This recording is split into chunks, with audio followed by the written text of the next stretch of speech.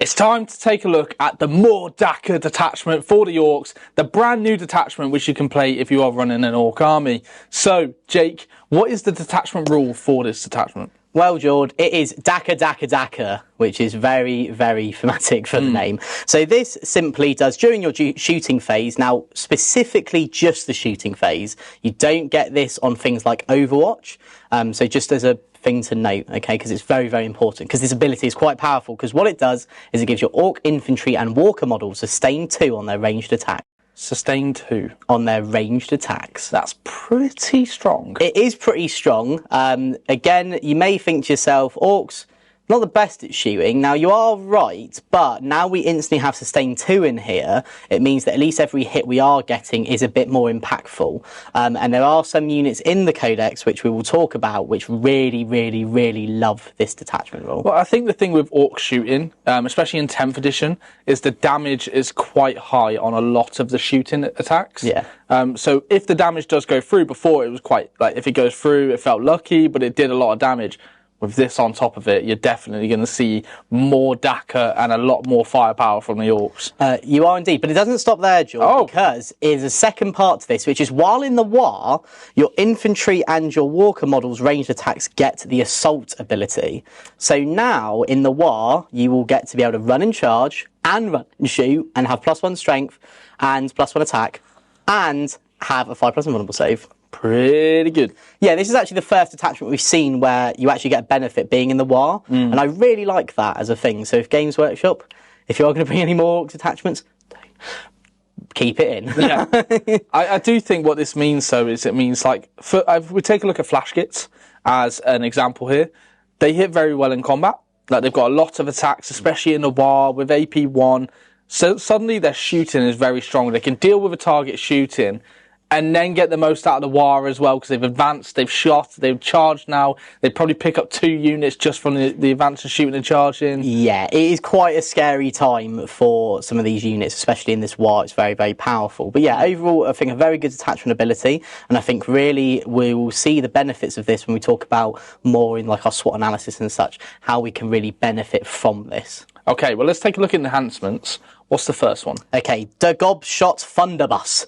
So this is already quite a mega one to start with. This gives your ranged weapon devastating wounds and hazardous. And who can this go on? This can go on any Ork model. Oh, so, no. We are looking at Mega Armoured Big Mech with a custom blaster.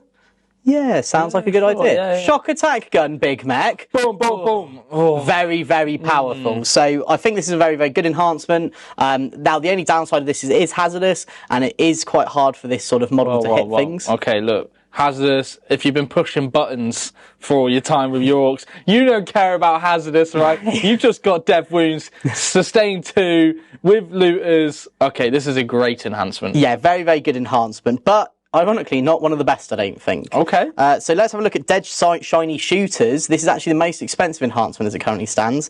And this gives your ranged weapons in the model unit Rapid Fire 1. Okay. Now, things to note here. Not as useful as you may think on looters, because they already have Rapid Fire. It just gives the custom Mega Blasters an extra shot each, and the Big Mech Shock Attack gun if he's leading them, right? Tank Busters, on the other hand, with Rapid Fire. This is where it gets a bit tastier. So, yeah, very good enhancement there. I actually think this is the best one, in my opinion, just because, again, in a unit Tank Busters, it means they're getting, like, 5d3 plus then another minimum 5 extra shots, plus blast. This could just be a whole heap of trouble, okay? And I do like this one. Yeah, no, it's good. Okay. Targeting squigs without a G, not the squigs, targeting. This gives the bearer's unit +1 to hit. Now, this is a very good enhancement. We've seen how powerful +1 to hit is with Tank Busters with their rule in Tactical Brigade as well. So having this for a unit is good. Is it better than the other enhancement? No, not at all. Like, I would much rather have more shots than more accurate in specific builds, especially with Tank Busters that already have +1 to hit. So I think this one is good, but maybe just sits on the sidelines. Finally, we've got Zodoff and Eat Dakka. It's like chewing bubblegum and drinking milk, or however that catchphrase goes. There's probably... Is that a catchphrase? It's my catchphrase. Oh, I thought it was just hazardous. Yeah, I'm going to play people and go, sod off and eat Dakka. And eat chewing gum. Yeah, all this does is just lets you to be eligible to shoot and fall back. So, look, the first 3 also includes, I think, definitely the rapid fire and tank busters. I actually do think the Dev Wounds is a nice to have. Yeah, I do think it's nice to have, but I'm going to level with you, George, right? I actually think, personally, you only really take one of these. Sure. Okay, and the only reason for it is just because you want to try and have as many models in your list that are going to be benefiting from the army rule more. Okay, that's the only reason for it. Now, again, in normal circumstances, when we look at these, yes, there are 3 amazing enhancements to this attack. Well, not amazing, but good enhancements. 1 really great, 2 pretty mediocre, 1 not great. Yeah. Okay, which you would want in every list. But I just think because of wanting more models, we have to sacrifice these great enhancements, which I'm fine for, because we want more Dakka. More Dakka, more boys, more shooting. Yeah. Right. Stratagems. Let's go through these stratagems. We're off to a good start. What's the first one? Okay, so this is Orks is still Orks, which I love the name. Orks is still Orks. Orks is still Orks. So they get 1 CP. In the fight phase, you pick one of your Ork units that hasn't fought yet. That unit gets reroll 1s to wound. However, if the target's on an objective, they get reroll all their wounds. Now, this is why I like this detachment, okay, is that you already have something to buff your combat, which is something that normally in a detachment you would lose. If we're leaning a lot into shooting, we now have something to buff up. We don't normally get anything to buff our combat. So I really like this this little stratagem. And it also means that those little units, like knobs as an example, they can hit up so well. Yeah, I think, look, reroll wounds on an objective is a fantastic ability to get for 1 CP. Absolutely amazing. What's the next one? So we've got long uncontrolled bursts. It's like me when I talk to Steve. Yeah. So this is start of your shooting phase. You pick an Ork character from your army. You then select an enemy unit within 18 inches. Please note that you don't need line of sight for this. Okay. And then all until the end of the phase, weapons equipped by Ork models in your army have ignores cover. Yeah. So for 1 CP, you can just turn off cover? Yeah, for everything shooting that unit. That's good. And bear in mind, okay, it's 1 Ork character from your army, which you have loads of, depending on the build. In our list that I've made, we have loads. And you don't need line of sight. So you could have someone like a boss Snickrot who likes to sort of dot around the table doing things, or maybe sitting pretty in a building. Just has to be an 18. I think this is an amazing stratagem. And I know, like, you know, when I say amazing, I mean that because Orks, one of their biggest downsides on their shooting is the lack of AP. Yeah. Okay, it's all mostly AP1, AP2 at a push if we look at tank busters. Now, with the ability to strip cover from something, that is just so good. We've seen how good that is in other armies, and it also means with also the changes from Armour of Contempt from a previous balanced data slate, we now have this as well. So if you don't have access to Armour of Contempt, you better be ready to take 24 Dakka shots to the face. Yeah, it is a brutal shooting phase, this, isn't it? Yeah. Okay, next one. Okay, next up we've got Special Shells, which Special Shells. Spelled also completely wrong. It's like Steve wrote it. Yeah. So your shooting phase, you pick one of your Ork units from your army that hasn't shot, and if they target the closest unit within 18 inches, they get +1 AP. So we just spoke about the lack of AP in the Ork army. I mean, yeah, Now we can have this on top of stripping cover. I think one of the biggest downsides of this attachment is going to be wanting to spend all these stratagems, because they all have such a great use that you're just not going to have the CP to do it. So you've really got to be able to prioritise which ones you're going to be using. I think, though, this and the ignores cover, they kind of do the same thing. It does and it doesn't, because you've got to think that if I'm facing Terminators, okay, having +1 AP if they're not in cover, this stratagem's way better. But if I've got something in cover like Space Marines and I know, okay, well, I've got mostly AP1 here, I want to strip cover from them. So I agree and disagree with you. If you're working in conjunction, absolutely. Yeah, if you wanted to just dunk it all on one unit, then I agree. Like, if you've got but then it also means then you ignore cover and have +1 AP. It's like having +2 AP. It is. But like you said, it's going to be a decision making. Maybe we've got 3 very good stratagems here that we want to use already. Yeah. But let's move on to the next one. Okay. What is it? Call that Dakka? Do you? No, do you? No, do you? No, do you? It's a question. Oh. It's not a stratagem, it's a question. So what this does is your shooting phase, just after an enemy unit has shot, one orc unit from your army that had one or more models destroyed as the result of this attacking unit's attacks, you can shoot at them as if it were your shooting phase. Again, I think this is good depending on the unit you fire it at. Well, most orcs just die to a stiff breeze. This is the problem, is that, like, you know, a unit of bolt guns could shoot, like, I don't know, 10 loot as an example, and probably kill maybe 6 of them. Yeah. So I think, though, this is like a very situational stratagem. I do like this, however, on killer cans, because it just says you have to lose a model. That's the only downside. So losing a killer can's bad, but they're durable enough that they should be able to take the hits, be able to shoot back. Situational stratagem at only 1 CP, though. So normally we've seen shootbacks in the game before, previously be 2. This is only 1, but I do think that's to make up for the lack of durability orcs have outside the war. Yeah, absolutely. Next one. Okay, huge show-offs. I like that. I'm a huge show-off. Your command phase only, you pick an Orc Walker, not a killer can. This is where we go bad now. You get, to start off your next command phase, you get +1 movement, leadership, objective control, and you get +1 to hit. So Morkanaut, Gorkanaut, and Death Dread.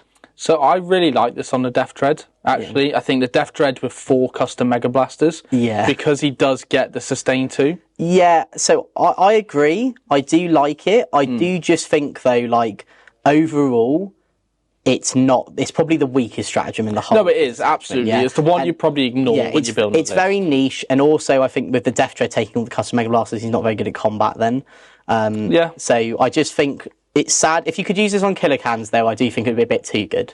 So I understand why you can't. Yeah, absolutely. Okay, and I've saved the best for last. If you've noticed, if you've got your detachment in front of you, you've noticed I've gone in a bit of a weird order because I wanted to leave a stratagem specifically for last so we can just talk about it a bit more. This is called Get Stuck In Lads with a Z because Z is calls. So, your command phase, you pick 1 orc unit from your army. Until your next command phase, the war counts as active for that unit.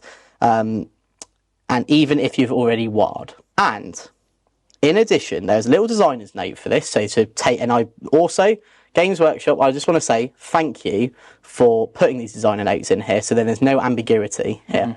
Because this designer note says this means that any abilities that are in effect while the war is active for your army will be in effect for this unit.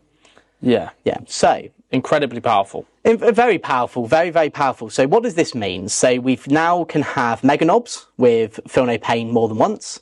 We can have Gazgul giving out a lethal aura more than once. And crit 5s. And crit 5s for his unit. We've got Zodrog's unit going 12 inches and running and charging and running and shooting. Because again, don't forget, the war means we have assault as well. Yeah. Okay.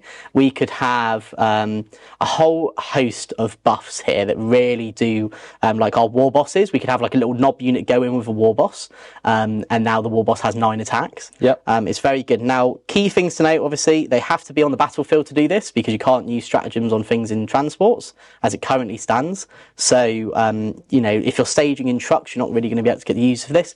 It's okay. Just war. Just war. Just war. Love this specifically for Zodrog. Yeah, it's good on Zodrog. Zodrog is a unit where he wants to, with his 20-man grots, sort of go out quite heavily turn 1. If you go first especially. This now means you don't have to commit the war to do that. Yeah. Which is just great. So overall, I think we've got a slew of great stratagems. We've got some good enhancements, and we have a great detachment rule as well. Yeah, so if we look at this from a SWOT analysis point of view, if we take a look at the strengths of this detachment, what is the main strength of the More Dakka detachment? So the main strength of the More Dakka detachment is actually how versatile it makes your army. Now, again, we know Orc combat is good anyway. We don't need to buff it necessarily. But it accentuates it a little bit with stratagem support, right? It does, but also it's buffed our shooting, which is arguably one of our more weaker sides just because of how hard it is to hit things. So now it means that every little shot we're getting, if we're getting that 6, we're going to get even more shots, potentially also lethal if they're in there as well, depending on what unit you are. So I think the strength is the versatility of the detachment, how it's got a bit of something for combat, a lot of stuff for shooting, and all the things that already are good at combat are just good at it naturally. Yeah. Okay. Another strength of this actually, and I do want to say this, is that it gives you one of the only accesses in the Orc Codex to reroll wounds. Okay. Now, and that is something where you may sit there and go, is that really a big deal? Yes. Yes, it is. It's a massive deal. Okay. It now allows for things like Beast Boys.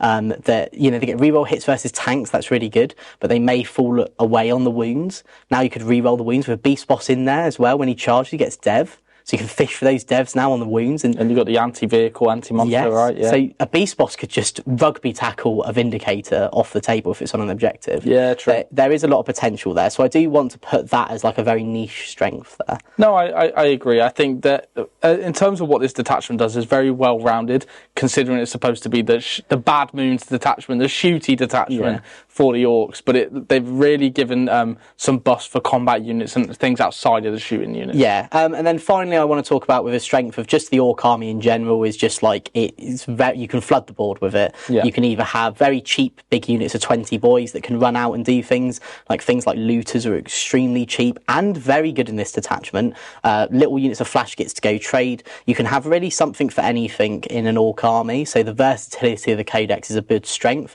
and it's one that will always last depending on a meta change. Yeah, absolutely. Well, let's take a look at some weaknesses. Now, we've mentioned some really strong stratagems.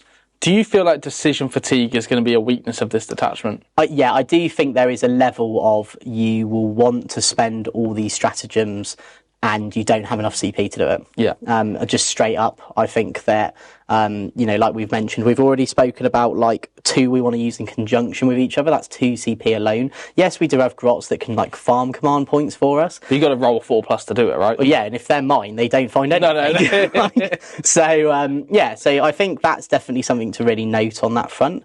Something else as well, which is like a weakness of Orks in general. We know this anyway, if you've played against them or played at them. They're not the most durable people. Yes, they have great toughness at toughness 5, but lack of invulnerable saves in the army as a whole, other than in the war. And on top of that as well, they don't really have a great armor save, and only like a handful of units have feel no pain. It just creates for like when your opponent goes and hits them, they're most likely going to die.